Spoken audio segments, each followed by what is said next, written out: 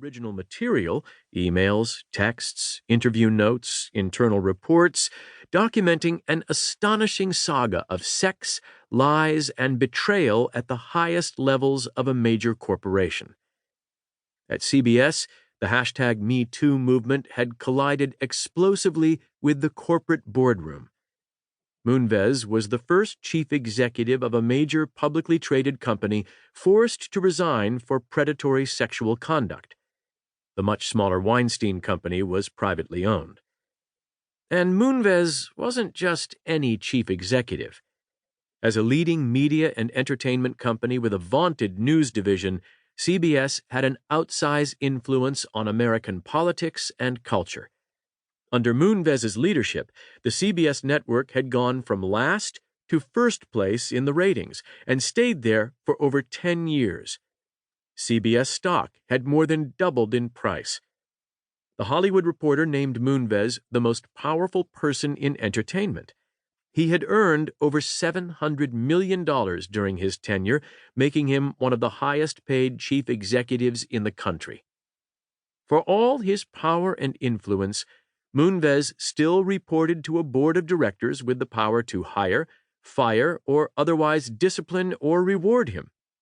At CBS, members of the board included a former Secretary of Defense, a former head of the NAACP, the former dean of Harvard Law School, and an Academy Award-winning film producer. But they could be replaced by a controlling shareholder that exercised 80% of the shareholders' voting rights. That controlling shareholder was National Amusements Incorporated, a movie theater chain and holding company for a media empire assembled by the 95-year-old and increasingly infirm Sumner M. Redstone. Sumner owned Viacom, the entertainment company that included Paramount Pictures and cable channels MTV, Comedy Central, and Nickelodeon, and CBS. In recent years, he had largely ceded control to his 64-year-old daughter, Sherry Redstone, who was vice chair of both the CBS and Viacom boards and might, or might not, be his heir apparent. Sherry Redstone was in many ways an unwilling participant, dragged into the drama because her father's increasingly erratic and bizarre behavior threatened his family's fortune and legacy, everything he'd spent decades building.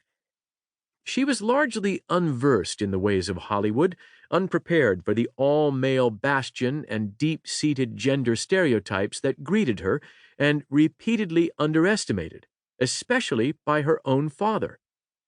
Moonves and his allies found Sherry's attempts to assert herself and play a role in running CBS to be intolerable.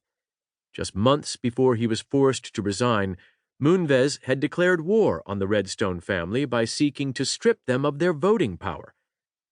One of the mysteries we confronted was why Moonves would have unleashed a corporate civil war knowing, as he did, that his predatory sexual past was at great and imminent risk of being publicly revealed. Of course, the great media moguls from Louis B. Mayer, Adolph Zukor, Ted Turner, John Malone, Rupert Murdoch, and Redstone himself had never worried about such issues. They were all white men whose power and authority went unquestioned, no matter how unbridled their outbursts of temper or insensitive or even bigoted their treatment of women and minorities. Their boards of directors, charged with protecting all shareholders, were little more than window dressing for their autocratic control. Sumner boasted that the Viacom board had never defied his wishes. In their world, sexual indiscretions were as routine as deals cut on the 18th tee at the Bel Air Country Club.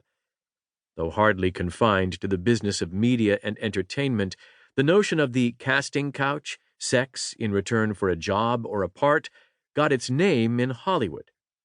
Rumors about Harvey Weinstein, the head of Miramax and then the Weinstein Company, had circulated for years without getting in the way of his many Academy Awards. If anything, it was the women who bore the brunt of the criticism, the bimbos using sex to extort something from powerful men.